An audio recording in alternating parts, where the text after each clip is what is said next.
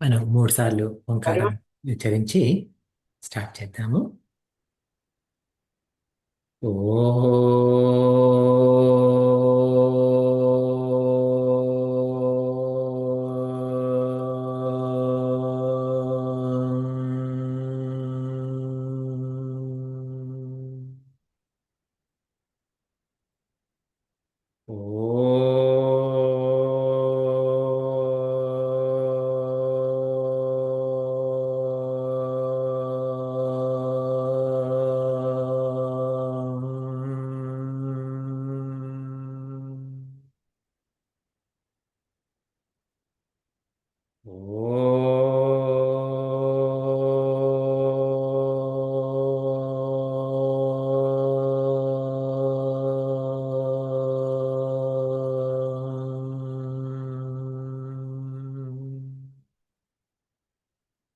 ఓం ఓం సహనా భవతు సహనౌ భునక్తు సహ వీర్యం కరవావహై తేజస్వినావధీతమస్తు మా విద్విషావహై.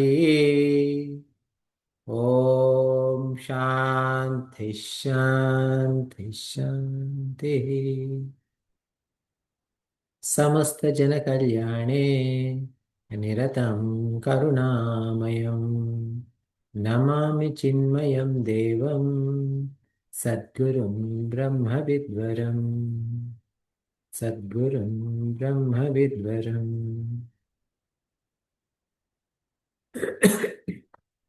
మనం అధ్యాత్మ రామాయణం అవుతున్నాం కాబట్టి ఈ ప్రథమ సర్గంలో మొదటి శ్లోకం చదువుదాము. ఒకరు మీరులో ఒకరు అన్మ్యూట్ చేసి రిపీట్ చేయండి.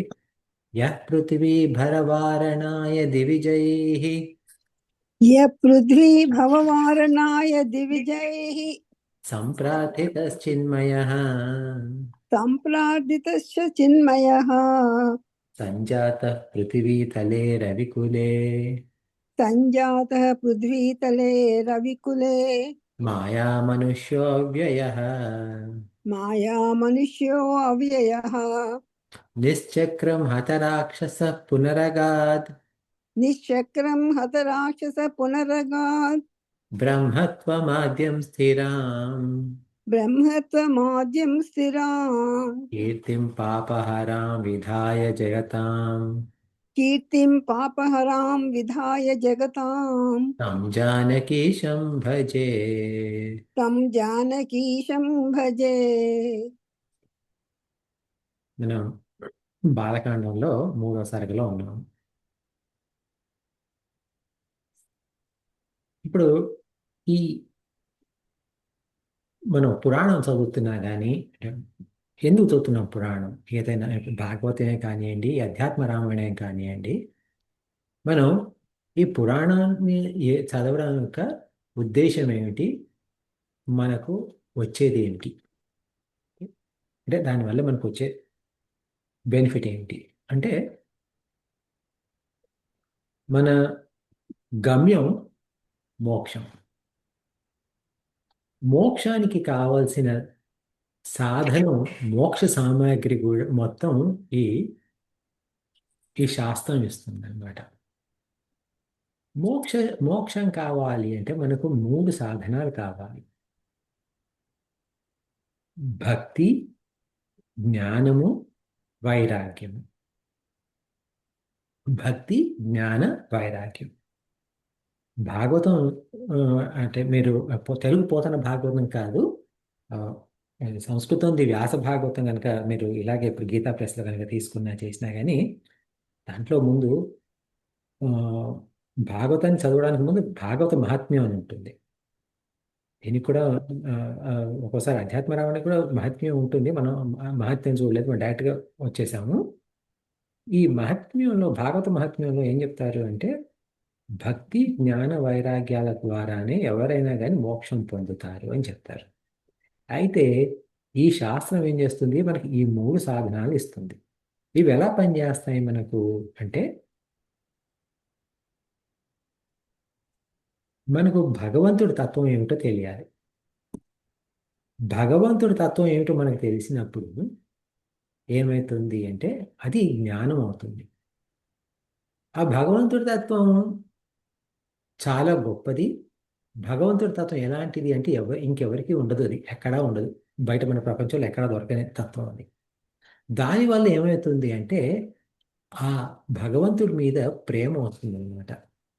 ఏంటి, ఆ, నాకు భగవంతుడే కావాలి, భగవంతుడు తప్ప ఏమీ వద్దు, భగవంతుడు గొప్పదనం ఎంత ఇది అని చెప్పేసి ఆ ప్రేమ, అంటే అది ఆ ఆదరణ, ఇవన్నీ కలిపి ఉండే ఆ ఫీలింగ్ ఏదైతే ఉందో అది భక్తి. అది కలిగినప్పుడు ఏమవుతుంది, భగవంతుడి మీద ధ్యాస ఉన్నప్పుడు ఏమవుతుంది, ప్రపంచం మీద ఆటోమేటిక్గా వైరాగ్యం వచ్చేస్తుంది. ఇది ఇలా ఏంటి అంటే భక్తి జ్ఞాన వైరాగ్యాలు ఇలా ఒకదానికొకటి ముడిపడి ఉన్నాయి. మనకు ఈ ఈ పురాణ శాస్త్రం అంటే మన శాస్త్రం చదవకుండా ఉంటే ఏమవుతుంది అంటే మన జీవితంలో కొన్ని కొన్ని సంఘటనలు జరగడం మూలంగా ఒక్కోసారి మనకు వైరాగ్యం రావచ్చు. లేదా మన తల్లిదండ్రులు చిన్నప్పటి నుండి చెప్పడం వల్ల మనకు భక్తి ఉండొచ్చు. కానీ జ్ఞానం ఉండకపోతే ఏమవుతుంది, ఒక్కోసారి ఆ భక్తి మనం కోల్పోయే అవకాశం ఉంటుంది. ఏంటి అరే, నేను ఇంత ఇంత చేశాను, భగవంతుడు నన్ను సరిగ్గా చూసుకోలేదు టైంకి, ఇక ఇక నేను భగవంతుడికి ప్రార్థన చెయ్యను. అలాంటి ఒక్కోసారి అది మనలో అలాంటి తత్వం రావచ్చు అనమాట.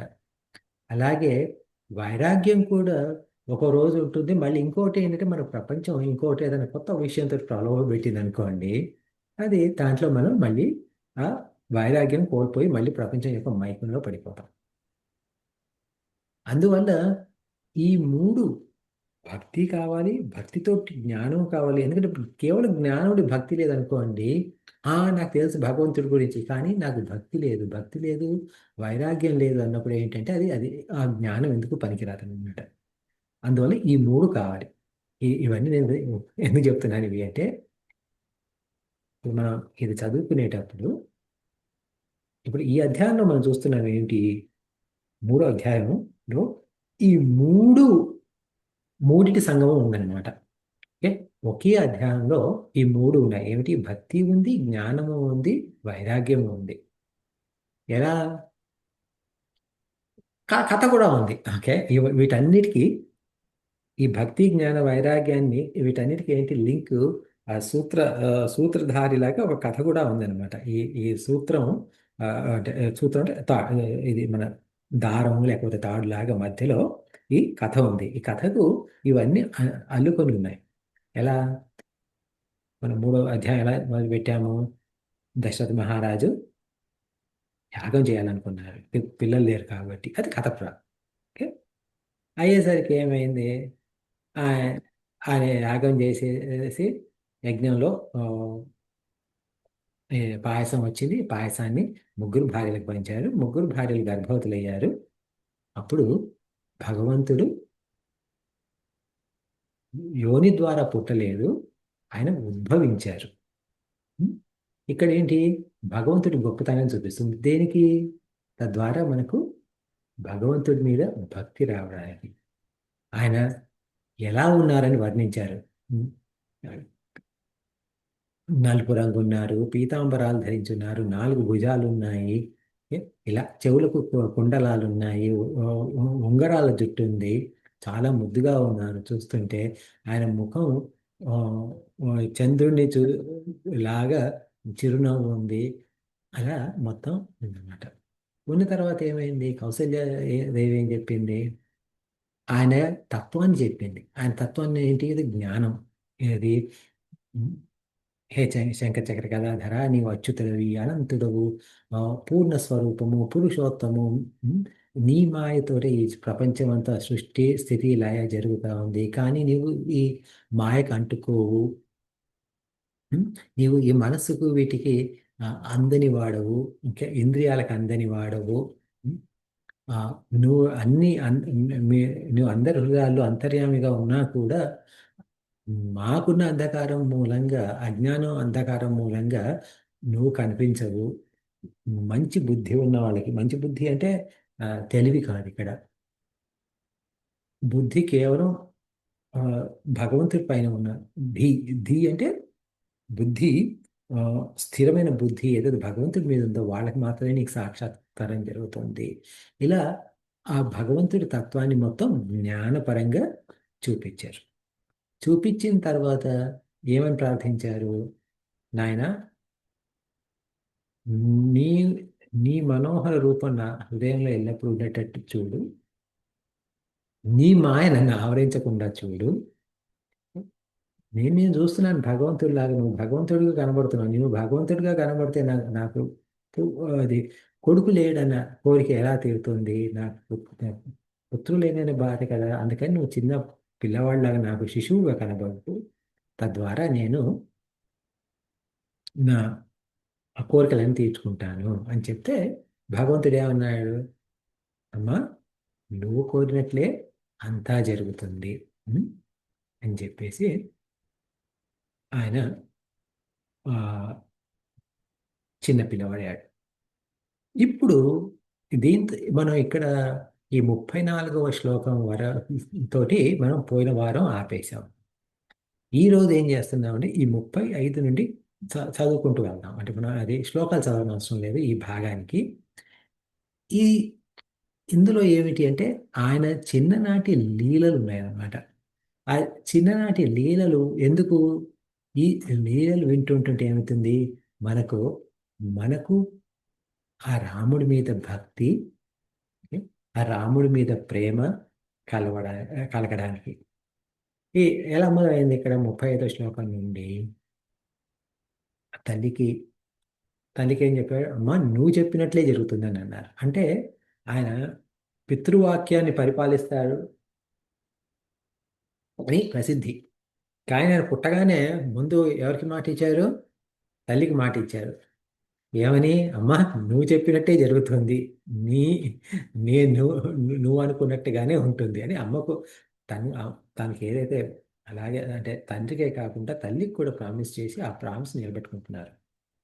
అది ఇంకోటి మీరు గుర్తుపెట్టుకోవాల్సిన విషయం ఏంటంటే గర్భం నుండి ఎందుకు పుట్టాను అంటే ఈ ఆ, ఈ మానవ జన్మ ఎందుకు తీసుకున్నాను అన్న విషయం కూడా ఆయన కౌశల్యదేవి చెప్పారు. నేను రావణాసురుని చంపడానికి ఈ అవతారం ఎత్తాను అని కూడా ఆ ఆ విషయం కూడా చెప్పారు. అంటే ఏమిటి? కౌసల్యాదేవికి రాముడి యొక్క జన్మ రహస్యం తెలుసు పుట్టగానే. ఇప్పుడు ఇలా అయిన తర్వాత ఆయన చిన్న బాలుడై అంటే శిశువు రూపంలో అయి ఇక ఏడవడం మొదలుపెట్టాడు. అంటే ఎందుకు? తల్లిని ఆయన ఆయన యొక్క బ్రహ్మత్వాన్ని మర్చిపోయి ఏడవట్లేదు. ఆయన తల్లి మాటకు కౌసల్యాదేవి కోరుకున్న మాటను నిలబెట్టడానికి అని చెప్పేసి ఆ శిశువు రూపంలో ఉండి ఏడవడం మొదలుపెట్టారు. ఆయన ఏడవడం మొదలుపెట్టగానే ఆ, ఈ దాసీలు వెళ్ళి మహారాజుకి చెప్పి ఆయన ఆ శుభ సమాచారాన్ని విని వెంటనే ఆనందంతో వచ్చేసి రాజభవనానికి వచ్చి అక్కడ రాముని చూసి ఆయనకి ఇక ఈ జాతకర్మాది సకల సంస్కారాలు నిర్వహించారు. మనకు ఆ, కర్మలు అంటే మనకు సంస్కారాలు 16 ఉంటాయన్నమాట. అంటే ఆ, షోడశ ఆ, సంస్కారాలు అని అంటాము. అవి గర్భం అంటే ఇప్పుడు మనకి ఎలా అంటే ప్రతి అంటే ఒకరు గర్భాధానం కాకముందుగానే అంటే ఎప్పుడైతే పిల్లలు పుట్టాలి, మాకు పిల్లలు కలగాలి అని అనుకున్నప్పుడు ఆ ఆలోచన రాగానే పిల్లల పుట్టుక కోసం వాళ్ళు తల్లిదండ్రులు కలవడానికి ప్రయత్నం చేయడానికి చేసేటప్పుడే మొదటి సంస్కారం చేయాలి మన పద్ధతి ప్రకారం. అంటే దానికి బ్రాహ్మణ్ణి పిలిపించి చాలా పెద్ద ఇది కాదు, కాకపోతే దానికి ఒక సంస్కారం ఉంది. అలాగే 5వ నెల, 9వ నెల ఇలా సంస్కారాలు ఉన్నాయి. పుట్టగానే జాతకం చూసి పేరు పెట్టడము, తలనీలాలు ఇవ్వడం, ఇలా మొత్తం 16 సంస్కారాలు. ఆ 16 సంస్కారం ఏమిటి అంటే అంత్యేష్టి. అంటే ఆ ఆ మనిషి పోయినప్పుడు చేసే దహన సంస్కారం ఏదైతే ఉందో అది ఆఖరి సంస్కారం. యాక్చువల్గా మీరు అంటే అంటే మీకు ఎంతమందికి తెలుసో ఎంతమందికి తెలియదో నాకు తెలియదు, అందుకని ఈ విషయం చెప్తున్నాను. ఈ సంస్కారాల గురించి మాట వచ్చింది కాబట్టి, మనకు చిన్న విషయంలో గర్భ సంస్కార అనే ఒక ప్రోగ్రాం ఉంది. ఎవరైనా అంటే ఇప్పుడు మీ మీ పిల్లలే కానివ్వండి, మీకు తెలిసిన వాళ్ళ పిల్లలే కానివ్వండి, రీసెంట్గా పెళ్ళయింది, వాళ్ళు ఇంకా పిల్లలు పుట్టడం కోసం అంటే అంటే పిల్లలు కనే ప్రయత్నంలో ఉన్నారన్నప్పుడు వాళ్ళు ఈ కోర్సులో చేరొచ్చు. ఈ కోర్సు ఎంత అంటే 2 వారాలు 3 వారాలు అంటే అది టీచర్ని బట్టి 2 నుండి 4 వారాల మధ్య జరుగుతుంది. ఆ, ఓ వారం వారం గంట నుండి 2 గంటల మధ్య. ఏ ఏంటంటే ఎప్పుడు ఎలాంటి అంటే వాళ్ళు అంటే వాళ్ళంతటికి వాళ్ళు ఏమేమి పనులు చేయాలి, గర్భం అంటే గర్భం అంటే ధారణకు టైంలో ఏం మంత్రాలు జపించాలి, ఎలా చేసుకోవాలి, ఇట్లా మొత్తం అంటే మొత్తం ఇది ఆ, అంటే 3వ నెల ఏమేమి మంత్రాలు చదువుకోవాలి, 5వ నెల రోజువారీ నోట్కు ఏమేమి శ్లోకాలు చదువుకోవాలి, 7వ నెలకు వచ్చేసరికి ఏమిటి, అది మొత్తం అంటే అన్ని వివరంగా చెప్తారనమాట. అది ఆ, ఇది అంటే ఏదైనా ఫీజు ఉంటే ఉండొచ్చు, మినిమల్ ఫీజు ఉంటే ఉండొచ్చు. ఇది మనకు ఆ, చిన్మయ మిషన్ బాస్టన్లో కూడా ఉండాలి. ఆ తర్వాత చిన్మయ మిషన్ అంటే మన యుఎస్ మొత్తం అన్ని మేజర్ సెంటర్స్లో ఉంది. ఆ, ఒకవేళ మీకు అది ఆ, ఒక సరైన కాంటాక్ట్ దొరకకపోతే నాకు డైరెక్ట్గా ఒకసారి టెక్స్ట్ చేస్తే నేను మీకు హెల్ప్ చేస్తాను. ఓకే, ఇది సంస్కారాలు. ఓకే, సరే, దీనికి వచ్చేద్దాం. సో ఆయన ఏం చేశారు, జాతకర్మాది సకల సంస్కారాలు, అవసరమైన సంస్కారాలన్నీ చేశారనమాట. అలాగే ఈ కైకేకి భరతుడు పుట్టారు, సుమిత్రకు కమలలు పుట్టారు. ఎవరు, లక్ష్మణుడు శత్రుఘ్నుడు. ఆయన ఆ, దశరథుడు అనేక గ్రామాలు, బంగారము, రత్నాలు, ఇవన్నీ గోవులు బ్రాహ్మణులకు దానం వసగారు. మరి ఇక్కడ ఒక క్వశ్చన్ వస్తుంది, ఏంటి, బ్రాహ్మణ ఆ, బ్రాహ్మణులకు దానం వసిగా ఇచ్చారని ఉంది, కానీ మరి వేరే వాళ్ళకి ఇవ్వలేదా? ఓకే, అంటే వేరే క్షత్రియులకో వైశ్యులకో శూద్రులకో ఇయ్యలేదా, మరి మిగతా జాతులను కించపరిచారా అని అనుకోకూడదు. ఎందుకంటే ఆ కాలంలో బ్రాహ్మణులు వృత్తి యాచన. ఓకే, వాళ్ళు డబ్బు సంపాదించుకోవడానికి అర్హత లేదు వాళ్ళు ఆ టైంలో. కేవలం వైశ్యులు ఆ, వ్యాపారం చేసేవారు. ఓకే, తర్వాత శూద్రులు పొలం పనులు ఇవన్నీ చేసుకొని డబ్బు సంపాదించుకునేవారు. కానీ బ్రాహ్మణులు ఆ, కేవలం అంటే ఇప్పుడు వాళ్ళు వచ్చి ఇప్పుడు ఒక ఇంట్లో పూజ చేసి లేకపోతే ఆ, ఆ, పెళ్ళిళ్ళు చేసి ఇవన్నీ సంస్కారాలన్నీ చేసి సంపాదించుకునేవారు. కానీ దానికి ఒక ఫీజు ఇంత అంటూ ఉండేది కాదు. ఓకే, ఆ ఇచ్చిన వాడి కెపాసిటీని బట్టి వాళ్ళు ఇస్తే వీళ్ళు తీసుకోవాలి. అందువల్ల ఏంటి అంటే వాళ్ళు బ్రాహ్మణులు ఆ, దానం కోసం ఎదురు చూస్తుంటారన్నమాట. అందుకని చెప్పేసి గోవులని వాళ్ళని బ్రాహ్మణులకు ఇచ్చారని చెప్పేసి ఉంది. ఇది ఆ ఆ రోజుల్లో ఇది క్యాస్టిస్టిక్ సొసైటీ అని అనుకోకూడదు. ఓకే, అయిన తర్వాత ఆయనకు మ్, 40 శ్లోకం లో చెప్పారు ఏమని, యస్మిన్ రమంతే మునయో విద్యా అజ్ఞాన విప్లవే తం గురు ప్రాహ రామేతి రమణాద్రామ ఇత్యపి. అంటే యస్మిన్ రమంతే, ఎవరినైతే చూసి రమిస్తున్నారో, ఎవరు ఇప్పుడు ఎందుకంటే ఇప్పుడు ఆ, ఆ, నాలాంటి వాడు టీవీ పెట్టుకొని టీవీలో ఏ ప్రోగ్రామ్ చూసినా రమిస్తూనే ఉంటారు. ఓకే, కానీ మునులు ఏది పడితే ఇప్పుడు అలా టీవీ ప్రోగ్రాంలు వాటిని చూసి రమించరు. దేన్ని చూసి రమిస్తారు అంటే ఆ భగవంతుడి నామాన్ని చూసి రమిస్తారు. ఓకే,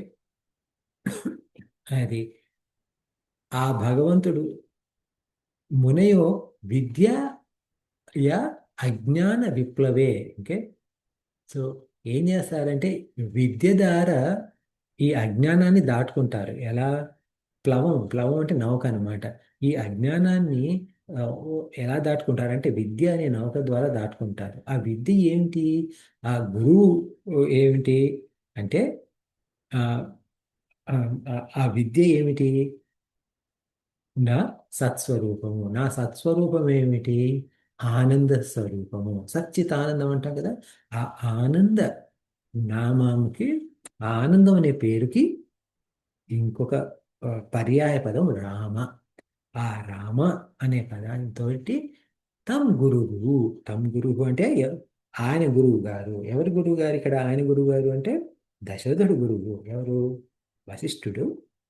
రామ ఇతి. రామేతి అంటే రామ ఇతి అంటే రామ అని పేరు పెట్టారన్నమాట.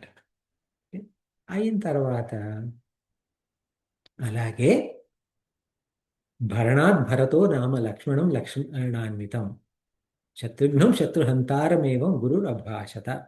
సో ఇది మనం పోయిన వారం మాట్లాడుకున్నట్టున్నాము. ఏమిటి అంటే ఈ పేర్ల గురించి. రాముడి అంటే పరబ్రహ్మ స్వరూపము, ఆనంద స్వరూపము. లక్ష్మ అంటే ఏమిటి? ఆ చిహ్నము అని. ఓకే, చిహ్నము దేనికి చిహ్నము అంటే రాముడి స్వరూపానికి చిహ్నము అంటే ఏమిటి? మన జీవము. ఓకే, జీవి. ఓకే, జీవం ఎప్పుడు కూడా భగవంతుడి వెనకే ఉంటుంది. ఓకే, ఎందుకు అంటే ముక్తి కోసం భగవంతుడికి చాలా దగ్గరలో ఉంటుంది. ఇది లక్ష్మము. శ- భరనాత్ భరత. భరనాథ్ అంటే పోషణ కోసం మనము అంటే దేని పోషణ కావాలి? పరబ్రహ్మ స్వరూపానికి ఏమి పోషణ అవసరం లేదు. పోషణ కావాల్సిందంతా ఈ మాయ శరీరానికే పోషణ కావాలి. ఈ శరీరం అంటే కేవలం ఈ శరీరం దేహంగానే లెక్కేసుకోకూడదు. మన బుద్ధి చిత్త అహంకారాలకు ఇంద్రియాలకు కూడా పోషణ కావాలి. ఓకే? ఆ పోషణ బాధ్యత ఏదైతే ఉందో ఆ దానికి భరతుడు అని పేరు పెట్టి, అలాగే శత్రు సంహారకుడు అయినందువల్ల నాలుగో కుమారుడికి శత్రుఘ్నుడు అని పేరు పెట్టారు. శత్రువుడు చంపారు అని చెప్పేసి. ఇది శత్రుఘ్నుడు కూడా మరి మనం చెప్పుకున్నట్టున్నాం. ఏమిటి? ఆ ఆ ఈ సారీ షడ్రిపులు అని చెప్పారండి. షడ్రిపులు. శత్రుఘ్నుడు అంటే శత్రు సంహారం చేసేవాడు శత్రుఘ్నుడు. కథాపరంగా చూస్తే లవణాసుడు అనే రాక్షసుని తప్ప ఎవరిని అని చంపింది లేదు. కాబట్టి ఆ షడ్రిపుల్ని, మనలో ఉన్న శత్రువుని సంహారణ చేసే ఇదే శత్రుఘ్నుడు అని పేరు. అయిన తర్వాత ఏమన్నారు? కౌసల్య కైకేయులు ఇద్దరి మూలంగా పాయసాన్ని అనుసరించి రామచంద్రుడు ఒక జంటు, శత్రుఘ్నుడు భరతుడు ఒక జంటుగా ఉన్నారు. తర్వాత ఇప్పుడు ఈ 44వ శ్లోకం నుండి ఆయన ఆ, గొప్పతనం ఉంది. ఏంటి? తల మీద ముత్యాలతో అలంకరించబడిన అశ్వత్థ పత్రం అనేది ఉండేదంట రాముడికి. అది, మెడలో రత్నాలుతో కూడుకున్న పులిగోరు పథకంతో హారం ఉండేదంట. చెవులు అందు రెండు సువర్ణ కుండలాలు అంటే బంగారు కుండలాలు ఉండేవి.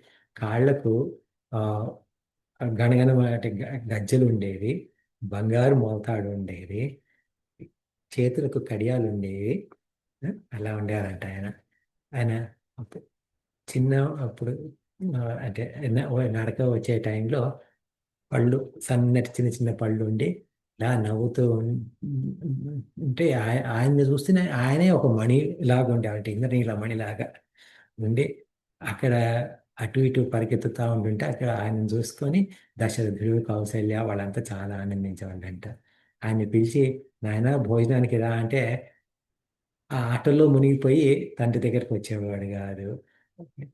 తండ్రి ఏమో తీసుకొని రా అని చెప్తారు కదా. చెప్తే అలా కౌసల్య వెళ్ళి ఆ ఎంత పరిగెత్తినా రాముని పట్టుకోలేకపోయేది. ఆవిడ అలసట చూసి రాముడే జాలిపడి తిరిగి మట్టి చేతులతో వచ్చి ఆ, ఒకటి రెండు ముద్దలు తిని పరిగెత్తుకొని వెళ్ళిపోయేవాడంట. ఇలా తర్వాత ఇప్పుడు ఆయనకేమో అది తల్లి ఏమో ఆ కొడుకుని ప్రేమతోటి రకరకాల ప్రతి నెల ఆ, రకరకాల పిండి వంటలు అవన్నీ చేసి ముత్తైదులకు వాయినాలు ఇచ్చేది. ఆ, అంటే ప్రతి నెల ప్రతి సంవత్సరము రాముడు ఒక్కోసారి మనం మామూలుగా ఏంటంటే రాముడు మంచి బాలుడు తండ్రి మాట వింటాడని ఉంటుంది. కానీ ఇక్కడ ఇందులో 52వ శ్లోకంలో ఉంది, గృహకృత్యం తయా త్యక్తం తస్య చా చాపల్య కారణ చాపల్యం. ఆ, రాముడు దుర్గుతనం కూడా చపలత్వాన్ని కూడా చూపించేవారంట. ఆయన అంటే ఆయన చపలత్వాన్ని చూసి అంటే అంటే ఆయన చేసే అల్లరి పనులకు ఆ తల్లికి ఇంట్లో పనులు చేసుకోవడానికి తీరుకుండేది కాదంట. ఒకరోజు ఆయన తల్లి దగ్గరికి వెళ్ళి, అమ్మ నాకేమైనా తినడానికి ఇవ్వని అంటే తను పట్టించుకోలేదు. పట్టించుకోకపోతే ఈయన కోపాన్ని నటిస్తూ అక్కడ ఒక కర్ర తీసుకుని అక్కడ ఉన్న పాత్రని పగలగొట్టాడు. పగలగొట్టిన వాటిలో ఇక్కడ లెక్క లెక్క ఉంది, ఏది ఉట్టి మీద ఉన్న పాలు పెరుగు వెన్నం కింద పడేశాడు. అక్కడున్న పాలు పెరుగు అంతా లక్ష్మణుడికి భరతుడికి శత్రువునికి పంచిపెట్టాడు. ఇది విని ఇది చూసి ఆ వంట ఆయన పరిగెత్తుకుని వెళ్ళి కౌశల్యకి చెప్పగానే ఆమె నవ్వుకుంటూ వచ్చాను. అమ్మని చూసి పిల్లలందరూ పరిగెత్తారు. ఆమె పరిగెత్తలేదు. ఓకే, తట్టుకుంటూ తట్టుకుంటే మళ్ళీ తనే వచ్చి రాముడే వచ్చి ఆమెను పట్టుకొని ఆ, పట్టుకునేవారు. ఆ రాముడు చూసేసరికి కోపం ఉండేది కాదు, ప్రేమతోటి ఏమీ అనలేకపోయేది. అప్పుడు మీకు మామూలు మన పిల్లల్లో చూస్తాం, ఏది 2 ఏళ్ల పిల్లలు 3 ఏళ్ల పిల్లల్లో ముఖ్యంగా ఇది వాళ్ళు ఏదైనా పగలగొట్టారనుకోండి, వాళ్ళే కోపంగా ఏడుస్తూ ఉంటారు. ఓకే, అంటే వాళ్ళు తప్పు చేసి ఆ, ఏదైనా చేసినా కూడా వాళ్ళే కోపంగా ఏడుస్తూ ఉంటారు. ఏదో మన తప్పు చేసిన టైప్లో. అలా ఈయన కూడా అలాగే ఏడుస్తుంటే, కాదు కాక నాయన ఏం పర్వాలేదు ఏం పర్వాలేదు అని కవగిలించుకునేది. అంటే ఇవన్నీ లీలలు చెప్తున్నారు, ఎందుకు భగవంతుడి పైన భక్తి రావడానికి. అయితే ఇప్పుడు ఇందులో ఒకటి చెప్తాను నేను. ఏంటి అంటే ఇప్పుడు ఈ 53వ శ్లోకంలో ఉంది, భోజనం దేహి మాతన్న శృతం కార్యాసక్తయా తత క్రోధేన భాండాని లగుడేన హనత్తదా. ఏంటి, అమ్మా నాకేదైనా తినడానికి పెట్టు అని అంటే తల్లి పనుల మీద ఉండి తన్ని పట్టించుకోకపోతే కోపం వచ్చి అన్ని భాండాన్ని అంటే అన్ని ఈ కుండల్ని వాటిని అన్నిటి పగలగొట్టారు ఆయన. ఈ టైప్లో మనకు భాగవతంలో కూడా కనబడుతుంది ఈ టైప్. దీనికి ఒక అంతరార్థం ఉంది. ఏమిటి అంటే భగవంతుడు అంటే ఆయన బాలుడిగా ఉన్నారు కరెక్టే, కానీ ఆయన ఎవరు? ఆయన భగవంతుడు. ఆయన భగవంతుడు అయినప్పుడు కౌశల్యకి తెలుసు ఆయన భగవంతుడు అని. కౌసల్యాదేవి శ్రద్ధ ఆ భగవంతుడి పైన ఉండాలి. ఆమె ఏం చేస్తున్నారు? ఇంటి పనులు చేస్తున్నారు. ఇంటి పనులు చేసుకుంటూ ఈ రాముడిని పట్టించుకోలేదు. మనం ఇంటి పని అంటే ఇప్పుడు ఇంటి పని అంటే ఏమిటి? ప్రపంచంలోని పనులు చేస్తున్నాం మనం. ప్రపంచంలోని పనులు అయితే మన ఇష్టాల గురించి మన కోరికలు తీర్చుకోవడానికి పని చేయొచ్చు. ఓకే, అంటే ఇప్పుడు నేను టీవీ చూస్తున్నాను, ఎందుకు? నా కోరిక తీర్చుకోవడానికి టీవీ చూస్తున్నాను. ఓకే, ఆఫీస్కి వెళ్తున్నాను, ఎందుకు? డబ్బులు సంపాదించుకోవడానికి. ఎందుకు? నా కుటుంబాన్ని పోషించుకోవడానికంటే కోరికలు లేదా బాధ్యతలు. అయితే కోరిక లేకపోతే బాధ్యత, ఈ రెండు మూలంగానే నేను పని చేస్తున్నాను. ఈ పనులన్నీ కూడా దేనికి చేస్తున్నాను? ఒకవేళ అయితే నా సుఖం కోసం, లేకపోతే నా ధర్మం కోసం. ధర్మం ఎందుకు చేస్తున్నాను అంటే ఇప్పుడు సుఖం కోసం చేసిన దానికన్నా ధర్మం కోసం చేసింది గొప్పది. ఉం?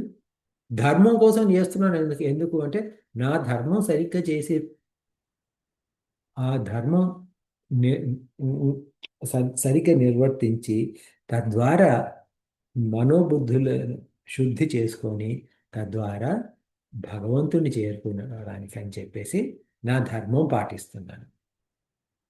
ఇప్పుడు ఆ భగవంతుడే వచ్చి అమ్మ నాకు ఈ పని చెయ్యి, నాకు నా మీద ధ్యాస ఉంచు అంటే వెళ్ళి ఇంకో చోట ధ్యాస ఉంచితే ఏమవుతుంది? అది పనికిరాని పని అవుతుంది.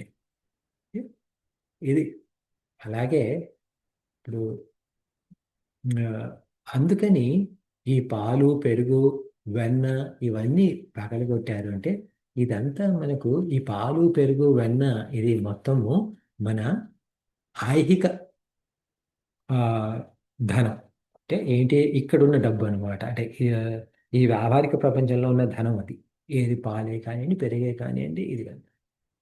అలాగే ఆ, ఈ ఏదో శకటాసురుడి సంహారం అప్పుడు భగ భాగవతంలో కూడా ఏమవుతుంది అంటే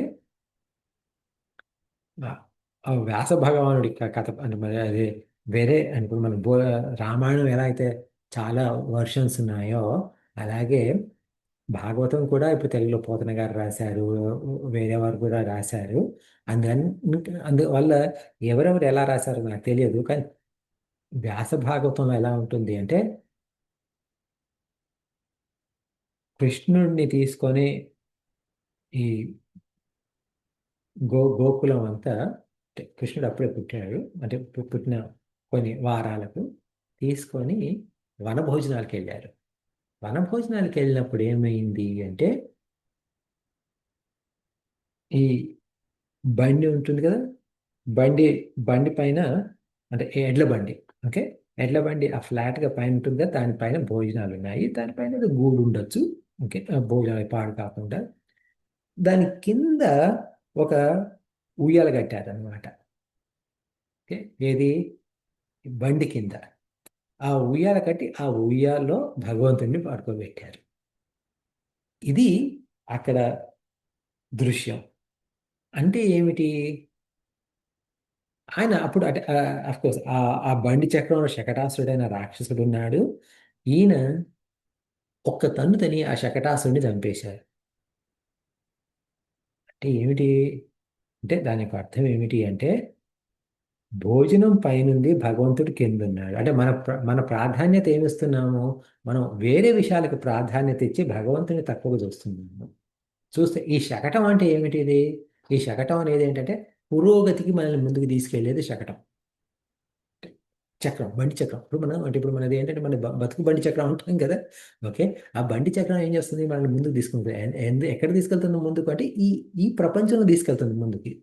ఈ ప్రపంచంలో మనల్ని ముందుకు తీసుకెళ్లే దానికోసం వాటి కోసం మనం భగవంతుడిని కింద పెట్టినప్పుడు అది ఆ భగవంతుడు ఆ శకటాన్ని ఆ శకటాసుని సంహరణ అంటే మనం ఐహిక ప్రపంచాన్ని వదులుకొని భగవంతుడి మీద భక్తిని నిమగ్నం చేసుకోవాలన్న ఉద్దేశం ఆ కథలోని ఉద్దేశం. అదే ఉద్దేశం ఇక్కడ కూడా చూపిస్తున్నారు.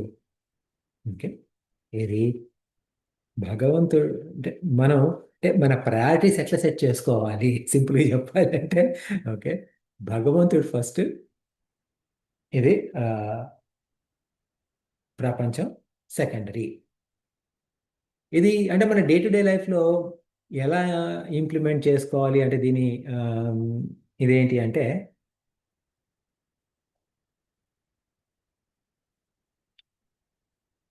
మీ అంటే ఇప్పుడు మనం రోజు లేచి పూజ చేసుకొని ఆఫీస్కి వెళ్తాం. లెటెస్ 10 నిమిషాలు మనం పూజ చేసుకుంటాం.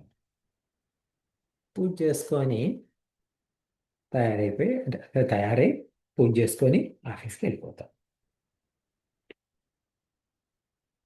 ఈ రోజు మనం 10 నిమిషాలు లేట్గా లేచాము. ఈ రోజు మనం 10 నిమిషాలు లేట్గా లేస్తే మనం దేన్ని కట్ చేస్తాం? భగవంతుడి పూజను కట్ చేసి వెళ్ళిపోతాం. ఓకే, నాకు ఈరోజు టైం లేదు, భగవాన్ రేపు చూసుకుందాం అని చెప్పేసి. ఓకే, సో ఇప్పుడు ఏమైంది? అప్పుడు మనం ఐహిక బాధ్యతలు, ఐహిక సుఖాలు ముందు భగవంతుణ్ణి కింద పెట్టాం అన్నమాట. అలా చేయకూడదు. ఓకే. అది చెప్పడం ఇందులోని ఈ సంఘటనలోని ముఖ్య అంశం. కథలోకి వస్తూ ఇలా నెమ్మదిగా వాళ్ళు ఆ, ఈ రాముడు ఈ భగవంతుడే రాముడు అనే మాయ రూపాన్ని ధరించి ఇలా వాళ్ళని ఆనందం పరుస్తున్న తర్వాత వాళ్ళు బాల్యావస్థ దాటి కౌమారావస్థకు వచ్చారు. బాల్యావస్థ దాటి కౌమారావస్థ అంటే ఇప్పుడు మనకి ఏమంటారంటే పిల్ల పిల్లలు పుట్టగానే వాళ్ళు శిశు అవస్థలో ఉంటారు. శైశవంలో ఆ శైశవావస్థ నుండి బాల్యం, బాల్యం నుండి కౌమారం. మరి కౌమారం అనేది ఎలా డిఫైన్ చేస్తాము అంటే అంటే ఇప్పుడు 7 ఏళ్ల నుండి కౌమార్యం అని చెప్పొచ్చు, 9 ఏళ్ల నుండి అని చెప్పొచ్చు, ఇట్లా ఎన్నో లెక్కలు ఉన్నాయి. కానీ మన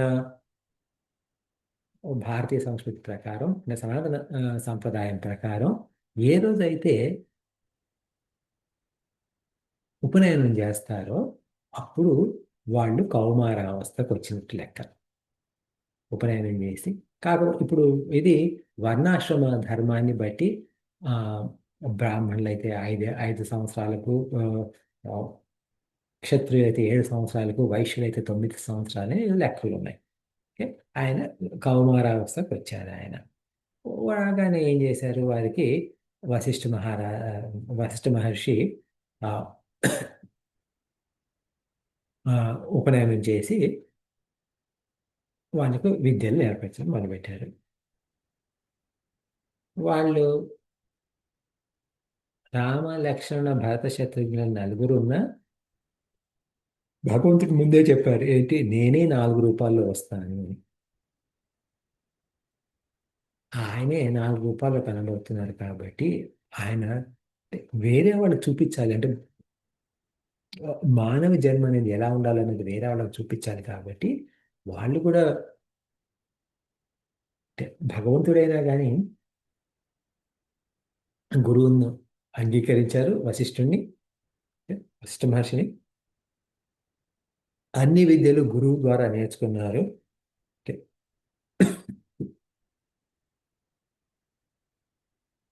తర్వాత అది నేర్చుకున్న తర్వాత ప్రాక్టీస్ కూడా చేసుకోవాలి కదా. ఓకే.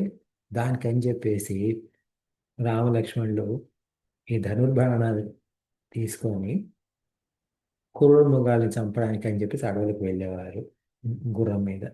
వెళ్ళి అక్కడ సింహాలు, పెద్ద పులి లాంటి మృగాల్ని చంపి తీసుకొచ్చి తండ్రికి అందజేసేవారు. ఇలా పొద్దున్నే లేచే తల్లిదండ్రులు నమస్కారం చేసుకోవడము, తర్వాత ఈ ఆయన రాజు కాకపోయినా రాజకుమారుడు కాబట్టి ఊళ్ళో వాళ్ళ హితం గురించి వాళ్ళకి కావాల్సిన అంటే ఏదైనా ఇబ్బందులు ఉంటే ఆ ఇబ్బందులన్నీ చక్కబెట్టడము ఇవన్నీ చేస్తూ, అలాగే తదుపరి సోదరులతోటి బంధువులతో కూడి భోజనం ప్రతిదినం మునిజనులతో ధర్మశాస్త్ర రహస్యములు వినేటివాడు. స్వయంగా వాటిని వ్యాఖ్యానించేవారు. ఇది ఈ ఈ 65వ శ్లోకంలో ఏదైతే ఉందో దీని వెనక ఒక పెద్ద కథ ఉంది. ఓకే. ఏమిటి కథ అంటే,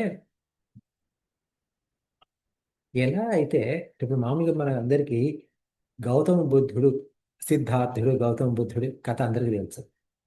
ఆయన ఒకరోజు ఆ, అంటే ఒక ఒక మనిషి పోవడాన్ని చూసి, ఓకే, ఆ మనిషి ఓ వయసు ముసలితనం ఒకటి ఉంటుందా, మనిషి చనిపోతాడా అది అని చెప్పేసి ఆయన ఆశ్చర్యపడిపోయి, ఆయనకు ఆ ఆశ్చర్యంలో నుండి వైరాగ్యం వచ్చేసి ఆ వైరాగ్యంలో నుండి ఆయన ఇల్లు వదిలిపెట్టేసి వెళ్ళి సాధన చేసి సిద్ధార్థుడు గౌతమ బుద్ధుడు అయ్యాడు. అయితే రాముడి జీవితంలో కూడా అలాంటి సంఘటన ఒకటి జరుగుతుంది అనమాట. జరిగినప్పుడు ఏమైంది అంటే ఆయనకు అంటే ఒకసారి ఆయనకు అంటే ఈ ధర్మశాస్త్రాలన్నీ వింటుంటే ఏమవుతుంది అంటే ఒక్కోసారి ఒక డిప్రెషన్ లాగా వస్తుంది. ఏమిటి డిప్రెషను? ఏంటి ఈ జీవితం, ఏమున్నది ఈ జీవితంలో, ఏముంది, ఓకే, ఏం సాధిస్తాము, అని చెప్పేసి. అలా ఆయనకు కూడా వచ్చిందంట. వచ్చినప్పుడు ఏం జరిగింది అంటే, ఆయన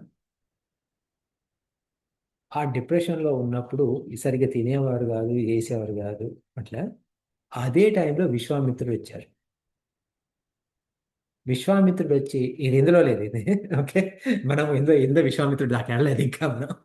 ఓకే, ఈ విశ్వామిత్రుడు వచ్చి ఆ ఆ, దశరథ మహారాజా నీ కొడుకులు ఇంత నాతోటి అడిగి పంపు అంటే ఆయనకేమో అది మింగాలేక కక్క లేకుండా అనమాట. ఎవరు? దశరథ మహారాజు. ఏంటి, కొడుకు చూస్తే ఇలా ఉన్నాడు, ఇక్కడ ఈ రాజు ఇలా అడుగుతున్నాడు, ఏం చేయాలో తెలియక. ఆ, అప్పుడు వశిష్ఠుడు వచ్చి, సరే నేను కన్విన్స్ చేస్తానని అని చెప్పేసి వశిష్ఠుడు వెళ్ళి విశ్వామిత్రుడితో మాట్లాడితే, ఇది పరిస్థితి అంటే, సరే పిలువు రాముడిని అని చెప్పేసి పిలిచిన తర్వాత, నాయన నీ మనసులో ఉన్నదంతా చెప్పు, ఏంటి నీ కష్టాలు, అంటే నీ కష్టాలు అంటే నీ మనసులో ఉన్నది ఏమిటి అని చెప్తే, ఆయన అప్పుడు రాముడు జీవితం ఏమిటి, దీన్ని ఒక అంటే ఈ ప్రపంచం ఒక ఇదే, అంటే ఈ ప్రపంచం ఏమిటి, జీవితం ఏమిటి, నేనెవరు అని చెప్పేసి ఇలా ఆయనకున్న ప్రశ్నలన్నీ చెప్తారు. చెప్పినప్పుడు విశ్వామిత్రుడు ఈ- అన్నిటి దగ్గర ఆ ప్రశ్నలన్నిటికీ విశ్వామిత్రుడు సమాధానం ఉంది. కానీ రాముడి గురువు ఎవరు అప్పుడు? వశిష్ఠుడు. కాబట్టి ఆయన వశిష్ఠుడికి సంకేతం ఇస్తే వశిష్ఠుడు రాముడు అడిగిన ప్రశ్నలన్నింటికి జవాబులు చెప్తారు. ఓకే, ఇది ఆ ఆ సంభాషణ ఏదైతే ఉందో, అంటే ఈ కొంచెం బ్యాక్ స్టోరీతో కలుపుకొని, ఓకే, ఇప్పుడు నేను చెప్పిన కథతో కలుపుకొని, ఆ సంభాషణ ఏదైతే ఉందో అది 60,000 శ్లోకాల పుస్తకం. ఏమిటది? యోగ వాసిష్టం అని. ఓకే? ఆ గ్రంథం పేరు యోగ వాసిష్టము. ఆ గ్రంథం 60,000 శ్లోకాలు ఉన్నాయి. అయితే ఇప్పుడు మనం చదువుకునే అధ్యాత్మ రామాయణం అంటే ఊరికే మీకు లెక్క చెప్పడానికి, ఇందులో మనం ఎన్ని శ్లోకాలు చదువుతున్నాం? 4,000 శ్లోకాలు చదువుతున్నాం. అది 60,000. ఓకే, వాల్మీకి రామాయణం చూస్తే 16,000 శ్లోకాలు, 24,000 శ్లోకాలు వాల్మీకి రామాయణం. ఆ 24,000 శ్లోకాలు అయితే మన సనాతన ధర్మ ప్రకారం, అంటే మనం నమ్మేది ఏమిటి అంటే, ఆ 24,000 శ్లోకాల పుస్తకంలో ఈ 60,000 శ్లోకాల పుస్తకం కనుక పెడితే ఆ మిగతా 24,000 శ్లోకాలని అందరూ మర్చిపోతారు. అందువల్ల ఏం చేశారు, అది అందులో కాకుండా సపరేట్గా యోగ వాసిష్టం అని ఇంకో సపరేట్గా ఒక గ్రంథంగా ఉంచారనమాట. అది అయితే ఇది అంటే ఇది మనకి ఈ విషయం వచ్చింది కాబట్టి చెప్తున్నాను ఇది. ఇలా ఈయన అంటే మీరు ఎప్పుడైనా ఈ యోగ వాసిష్టం అని కనుక పేరు కనుక వింటే చెప్తున్నాను. ఓకే, అది 64,000 శ్లోకాలతో, 60,000 ఒక 4,000 ఉంది అది. సారీ, 64,000 శ్లోకాలు. అంటే మనకు చిన్మయ మిషన్లోనే పూజ్య గురు స్వామి తేజోమానందాజీ 1000కి ఒకటి చొప్పున 64,000లో 64 శ్లోకాలు తీసుకొని యోగ వాసిష్ట సార సంగ్రహం అని చెప్పేసి ఆ, చి- చిన్న బుక్ ఒకటి సంకలనం చేశారు. ఇది గురూజీది చిన్న మిషన్ స్టోర్లో దొరుకుతుంది, ఇంగ్లీష్లో ఉంటుంది అది. ఇలా ఈయన ఈ ఏం చేసేవారు, ఇలా ధర్మశాస్త్రాలు ఆయన విని దాన్ని అర్థం చేసుకొని వాటి మీద వ్యాఖ్యానాలు చేసేవారు. ఇలా ఇవన్నీ ఎందుకు చేస్తున్నారు అంటే, ఆయన పరబ్రహ్మ స్వరూపం, నిర్వికారము, అంటే వికారం లేనివాడు అంటే మామూలుగా అది తెలుగు ఈ పదం వాటి కొంచెం జాగ్రత్తగా వినాలి, జాగ్రత్తగా అర్థం చేసుకోవాలి. మనకి వికారం అంటే ఏదో వంకర్ టింకర్లు, చెడు అని అర్థం. వికారం అంటే ఏదైతే మార్పు జరుగుతుందో అది వికారం అన్నమాట. అంటే ఇప్పుడు మామూలుగా పాలల్లో తోడు పెడితే పాలు పెరిగైంది కదా, అది కూడా వికారమే. ఉం? అలాగే తోడు పెట్టిన పాలు మనం కవ్వం పెట్టి చిలికితే మజ్జిగైంది కదా, అది కూడా వికారమే. అంటే ఏదైతే మార్పు ఉంటుందో అది వికారం అన్నమాట. మనకు అందరికీ వికారాలు ఉన్నాయి. ఏమిటది? అస్ ఆ, అస్థి జాయతే అస్థి, ఆ, జాయతే అస్థి, ఆ, వర్ధతే, విపరిణమతే, ఆ, ఆ, అపక్షీయతే, ఆ, తర్వాత మృత్యు. ఆ, సో ఏంటంటే పుట్టడము, పుట్టుక తర్వాత అస్తిత్వం ఉండడము, పెరగడము, పెరిగిన తర్వాత అంటే ఇప్పుడు మామూలుగా 2 ఏళ్ళ నుండి అంటే పుట్టినప్పటి నుండి 18 ఏళ్ళ అంతా వర్ధతే అనమాట, పెరగడం. ఆ తర్వాత ఏమవుతుంది, మనలో మార్పులు వస్తాయి, అంటే ముఖంలో మార్పు వస్తుంది అవన్నీ. ఓకే. ఆ తర్వాత ఏమవుతుంది, 70 ఏళ్ళు వచ్చిన తర్వాత, 80 ఏళ్ళు వచ్చిన తర్వాత ఆటోమేటిక్గా మన వెయిట్ లాస్ అయిపోతుంది. అవంతా అది ఎం- ఆ, అంటే మనలో ఉన్న కండరాలన్నీ కరిగిపోతూ ఉంటాయి, అది అపక్షీయతే. ఆ తర్వాత మృత్యు అవుతుంది అనమాట. ఈ 6 వికారాలు ఉంటాయి, ఇది ఈ మానవ శరీరానికి. ఆయనకు అలాంటి వికారాలు ఏమీ లేవు. కానీ ఆయన మానవుడిగా కనబడుతూ మనుషులు చేసినట్టు చేస్తూ పెరుగుతున్నట్టు, ఇవన్నీ ఒక లీల అన్నమాట. ఓకే. ఆయనకు ఈ పెరగడము ఇవన్నీ ఏంటి, ఇది నేను చెప్పింది, ఈ షడ్వికారాలు నేను చెప్పినవన్నీ కూడా కేవలము ఆ, మన స్థూల శరీరానికి, అంటే ఈ ఫిజికల్ బాడీకి. కానీ మనసులో కూడా ఆయనకు ఎలాంటి వికారాలు ఉండేవి కాదు. అంటే మనసులో వికారాలు అంటే ఏమిటి, మళ్ళీ చెడు ఆలోచనలు అనే కాదు. మనసులో వికారం అంటే ఇప్పుడు ఆ, ఇప్పుడు మీరు ఏం చూస్తున్నారు, వాచ్ చూస్తున్నారు. ఓకే. అంటే ఏమిటి, మనసులో ఏమొచ్చింది, వాచ్ గురించి ఆలోచన వచ్చింది. ఓకే. ఇప్పుడు ఏం చూస్తున్నారు, వాచ్ పోయి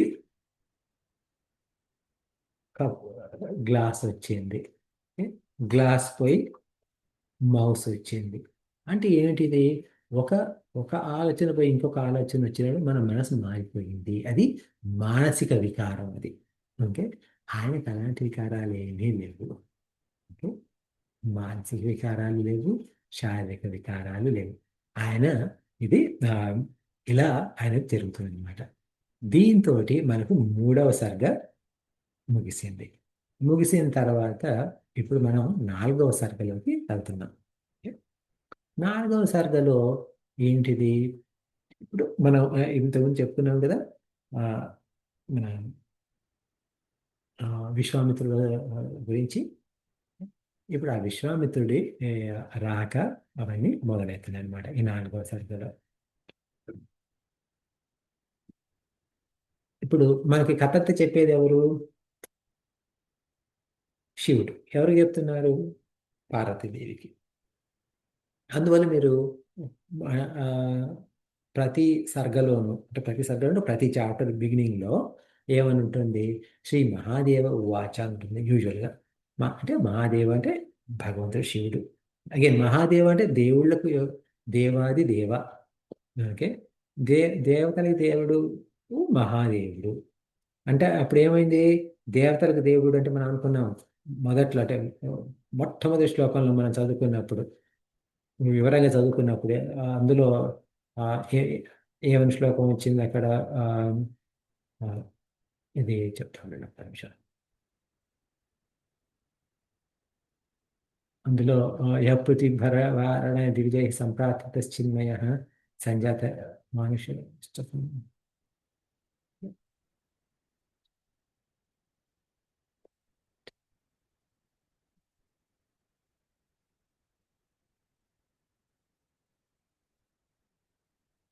ఇందులో పృథివీ భర వారణ దివిజై సంప్రాప్త చిన్మయ. చిన్మయ అంటే ఈ ఆ, కేవలం చైతన్యం మాత్రమే అని. అక్కడ చైతన్యం మాత్రమే అంటే ఏంటి, ఆయన ఇక్కడ విష్ణుమూర్తిని చైతన్యం మాత్రమే అని చెప్తున్నారని అనుకున్నాను. అలాగే ఇప్పుడు దేవాది దేవుడు అంటే మహాదేవుడు అన్నా కానీ అలాగే చైతన్యం మాత్రమే అని. అంటే ఏమిటి, శివుడికి విష్ణుమూర్తికి ఎలాంటి తేడా లేదు అని అని గుర్తుపెట్టుకోవాలి. ఈ మహాదేవుడు ఏమన్నారు, పరమాత్ముడే తన మాయతోటి రాముడి రూపాన్ని అవతరగా పుట్టాడని తెలుసుకొని విశ్వామిత్రుడు ఆ స్వామిని దర్శించడానికి అయోధ్య నగరానికి వచ్చారు. అంటే ఏమిటిది? రాముడి జన్మ రహస్యం విశ్వామిత్రుడికి కూడా తెలుసు. అంటే ఇప్పుడు మీరు చూడండి, నేను మొదట ఈ అధ్యాత్మ రామాయణం మొదలుపెట్టినప్పుడు నేను మీకు ఒక విషయం చెప్పాను. ఏమిటి అంటే వాల్మీకి రామాయణం ప్రేక్షకుల్లో కూర్చొని చూస్తున్నట్టుగా ఉంటుంది. ఓకే, ఏం జరుగుతుంది రంగస్థలం మీద అని. అధ్యాత్మ రామాయణం ఏమవుతుంది? మనం రంగస్థలం మీదే కూర్చున్నాము, రెండో తెరకును వెనకకి మధ్య చూస్తున్నాం. అంటే తెర ముందు తెర వెనక రెండు చూడగలుగుతున్నాం అన్నమాట. అది అందువల్ల ఏమవుతుంది ఇక్కడ ఒక అంటే ఆ ఎగ్జాంపుల్ ఎందుకు ఇచ్చానంటే, ఇప్పుడు చూడండి, కౌసల్యాదేవికి తెలుసు ఏమిటి రాముడి నిజ స్వరూపము. ఇక్కడ విశ్వామిత్రుడికి తెలుసు ఏమిటి రాముడి నిజ స్వరూపం. ఇలా మనం కథ చదువుతూ వస్తూ ఉంటుంటే ఏమవుతుంది అంటే అందరికీ, అంటే చాలా మంది, అంటే ఇప్పుడు ఈ ఈ రామాయణంలో అందరికీ నిజస్వరూపం ఏమిటి అన్నది అందరికీ తెలుసు. కానీ వాళ్ళ వాళ్ళ పాత్రలు చేస్తున్నారు అన్నమాట. వాటిని అభినయం చేస్తున్నారు. అంటే వాళ్ళ పాత్రలు అభినయం చేస్తున్నారు. మనకి ఇది అధ్యాత్మ రామాయణం ప్రకారం మనకేమిటి అంటే మన భగవత్ తత్వము ఏంటన్నది నా మనసుకు తెలుసు, నా బుద్ధికి తెలుసు. ఈ మనోబుద్ధులే ఇంద్రియాలని కంట్రోల్ చేస్తూ ఉన్నాయి, శరీరాన్ని కంట్రోల్ చేస్తుంది. కాబట్టి ఈ శరీరానికి ఇంద్రియాలకు కూడా నా నిజస్వరూపం ఏంటో తెలిసి ఉండాలి. కానీ ఇది తెలిసినా కానీ ఏం చేస్తున్నాయి అంటే ఇది చేసే పనులు చేస్తూ ఉన్నాయి. ఓకే, అట్లా అంటే అంటే ఇప్పుడు నా కళ్ళు అంటే భగవంతుడి గొప్పతనం తెలిసినా కానీ ఇప్పుడు మామూలుగా ఏమవుతుంది అంటే లేస్తే ఇప్పుడు మీరు గుడికి వెళ్ళారనుకోండి, గుడిలో ఓ సైడ్లో ఒక టీవీ ఉంది. ఆ టీవీలో ఎలక్షన్స్ గురించో లేకపోతే క్రికెట్ గురించో నడుస్తుంది. మీరు భగవంతుడిని చూస్తారా, అది ఆ టీవీ మీద అతుక్కుపోతారా?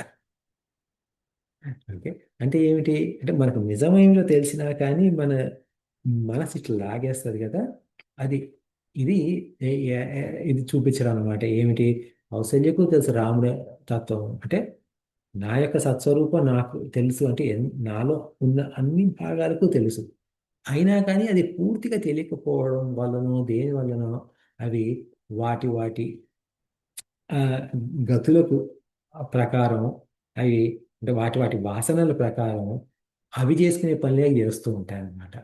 అందుకని చెప్పి కానీ ఒకసారి నా తత్వం ఇది, అంటే నా యొక్క నిజ స్వరూపం పరబ్రహ్మ స్వరూపము ఈ శరీరమే కానీ, అంటే శరీరం అలసిపోతుంది, పని చేస్తే అలసిపోతుంది కాబట్టి అలసిపోయింది కాబట్టి పడుకుంటుంది. కానీ అది గుర్తుపెట్టుకోవాలి ఏమిటి? నా సత్స్వరూపము పరబ్రహ్మ స్వరూపం, ఈ శరీరం కాదు. ఈ శరీరం పని చేసింది అలసిపోయింది కాబట్టి నిద్రపోతుంది. అట్లా ఆ రకంగా ఏమిటి అంటే ఈ నిజస్వరూపం మనం గుర్తుపెట్టుకొని దానికి అనుగుణంగా మనం నడుచుకుంటూ ఉండాలి. అది ఇందులో పాత్రలు అందరూ అలాగే చేస్తూ ఉంటారు. కౌసల్యాదేవి ఏం చెప్పింది?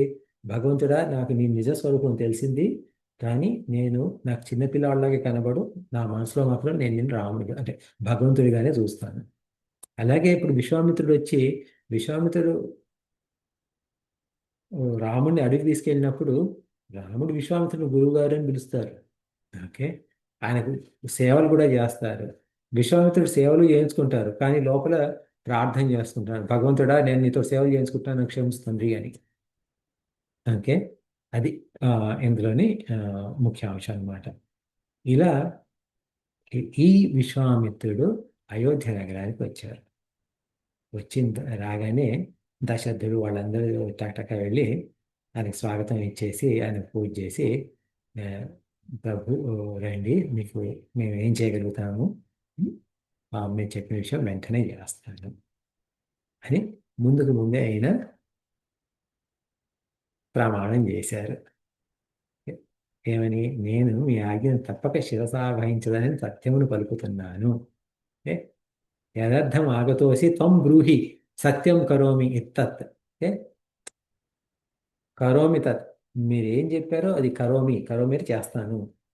తత్, మీరు చెప్పిన దాన్ని. బ్రూహి అంటే చెప్పండి, ఇది సత్యం అని. ఈయన దశరథ మహారాజుకు ముందుకు ముందు కనుక్కోకుండా వరాలు ఇవ్వడం ఇది చాలా కామన్. ఇప్పుడు మనకి తర్వాత మనకు అంటే మీకు అందరికీ తెలిసిందే, కైకేయితో కూడా అదే విషయం. ముందుకు ముందే ఆయన ప్రామిస్ చేసేసారు, నీకేం చెప్తే అది చేసేస్తాను, నీకే కోరిక అంటే ఆ కోరిక తీరుస్తానని. కనుక్కోకుండా ఇక్కడ కూడా ఆయన అదే చేశారు. సరే, ఇప్పుడు టైం వస్తుంది కాబట్టి ఇక్కడ ఆపేద్దాము. ఆ, ఈ ఆ, వచ్చారు మళ్ళీ మొదటి నుంచి చెప్తాను. కాకపోతే ఏంటంటే కొంచెం మీకు ఆల్రెడీ విశ్వామిత్రుడి గురించి కొంచెం ఇంట్రొడక్షన్ వచ్చింది. ఓకే, మీకు ఏదైనా సందేహాలు ఏమైనా ఉంటే చెప్పండి, అడగండి. ఒకసారి గురుజీ బుక్ పేరు చెప్తారండి. యోగ వాసిష్టంది 1 శ్లోకం మీరు చెప్పారన్నారు కదా, బుక్ పేరు యోగ చెప్తారు. వాసిష్ట సార సంగ్రహ. యోగ వాసిష్ట సార సంగ్రహ, అది గురుజీ పూజ స్వామి తేజోమని దగ్గర రాసింది. Thank you. ఓకే, సరే, ఇంకేం ప్రశ్నలు లేకపోతే మరి క్లోజ్ చేసుకుందాం. చెప్పండి. హరి ఓం అండి, నమస్కారం. రాముడికి ఎందుకు అటు ఇటు ఆలోచనలు వచ్చాయి? ఎలాంటి ఆలోచనలు? అలా వికారంగా ఉంటే ఆయన వచ్చి ఇచ్చేశారు కదా. ఏం వికారంగా ఉంటాయి అంటే రాముడు తన ఈ జీవితం సంభాషణలన్నీ విన్న తర్వాత ఈ జీవితం ఏంటని విరక్తి కలిగింది అని చెప్పారు కదా. అదే ఆ ఆలోచనలు ఎందుకు వచ్చి అంటున్నారా? Thank you. అది ఇప్పుడు ఎట్లంటే రాముడి జననమే ఒక లీల, ఓకే. కానీ ఏమైంది? రాముడి జననం ద్వారా లోక సంగ్రహణ జరిగింది, రైట్? అంటే ఏంటి? లోకానికి మంచి జరిగింది. లోకానికి మంచి రెండు రకాలుగా జరిగింది. ఏమిటి? ఏది? ఇప్పుడు మామూలుగా ఇప్పుడు ఇందులో ఉంటుంది ఏది? దుష్ట శిష్ట రక్షణ, దుష్ట శిక్షణ. దుష్ట శిక్షణ, శిష్ట రక్షణ. కానీ అంతేకాదు, తర్వాత ధర్మ సంస్థాపన. ఓకే, ఈ మూడు జరుగుతాయి. ఓకే, దుష్టుని శిక్షించడం అది టెంపరీ, ఎందుకంటే ఆ రోజు రావణాసురుని చంపితే తెల్లారి ఇంకో రావణాసురుడు పుడతాడు. శిష్టుణ్ణి రక్షించడం అంటే ఇప్పుడు మామూలుగా మనకు ఈ శిష్ట రక్షణ ఎక్కడ జరిగింది రామాయణంలో అంటే అరణ్యకాండం మొత్తం శిష్ట రక్షణ. ఎంతో మంది అంటే ఇప్పుడు మనం సాధారణంగా అరణ్యకాండను అంటే ఇప్పుడు మనం అంటే మీరు రామాయణం సరిగ్గా చదువుకుంటేనో లేకపోతే రామాయణం మీద మీరు ఉపన్యాసాలు వింటేనో తప్ప అరణ్యకాండం గురించి సాధారణంగా మనం మీరు బయట వినరు. అందులో గొప్ప గొప్ప ఋషుల గురించి ఎంతో మంది ఋషులు వాళ్ళంతా ఎలా మోక్షం చెందారనేది ఉంటుంది అనమాట, ఇది రాముడి ద్వారా. అది శిష్ట రక్షణ అయింది. అయితే ఈ దుష్ట శిక్షణ, శిష్ట రక్షణ రెండు కూడా టెంపరీ. కానీ దాని ప్రభావం ముందు తరాలకి ఉండాలి అంటే ఏం కావాలి? ఆ ధర్మరక్షణ కావాలి. అంటే ధర్మ సంస్థాపన. ధర్మ సంస్థాపన ఎలా చేస్తాము అంటే అది జ్ఞానాన్ని ప్రసాదించాలి. ఆ జ్ఞానం అందరికి అందాలి. ఇప్పుడు మనకు కృష్ణ చూడండి, కృష్ణావతారంలో అనేక మంది రాక్షసులను సంహరించారు, అనేక మంది భక్తులకి ఆయన ఇది చేశారు.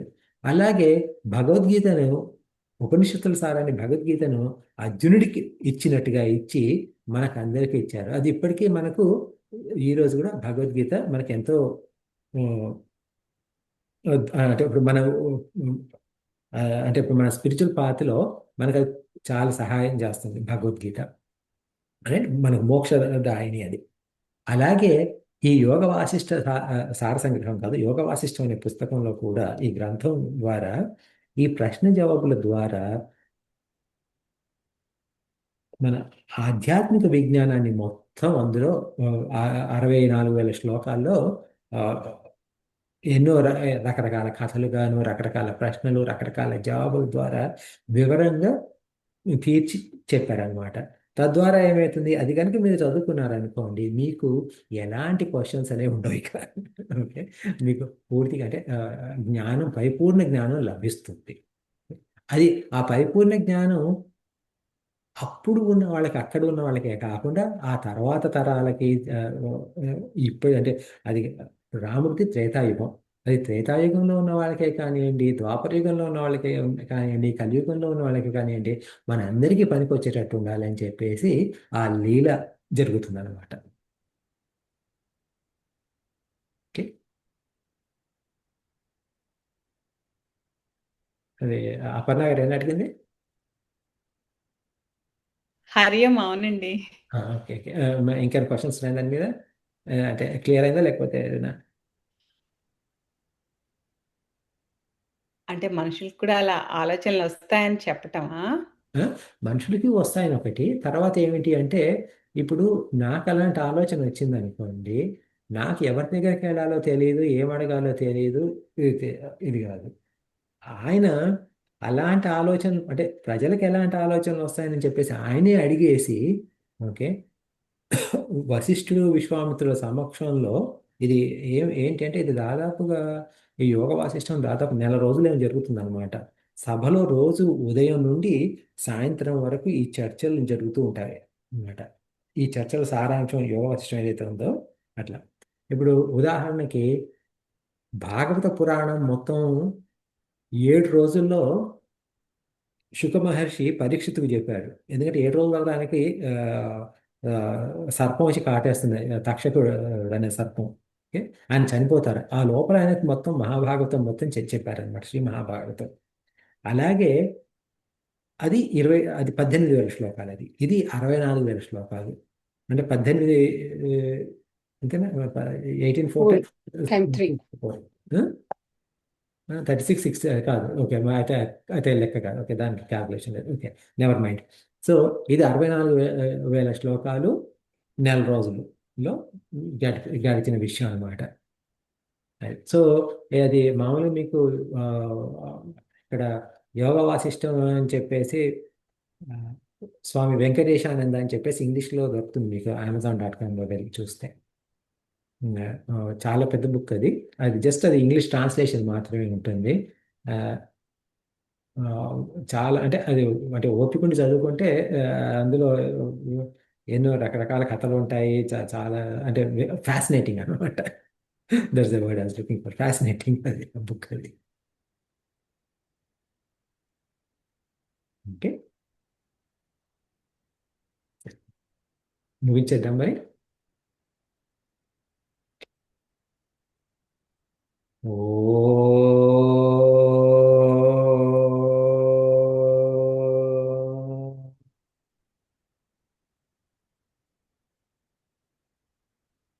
పూర్ణమదః పూర్ణమిదం పూర్ణాత్ పూర్ణముదచ్యతే పూర్ణస్య పూర్ణమాదాయ పూర్ణమేవావశిష్యతే.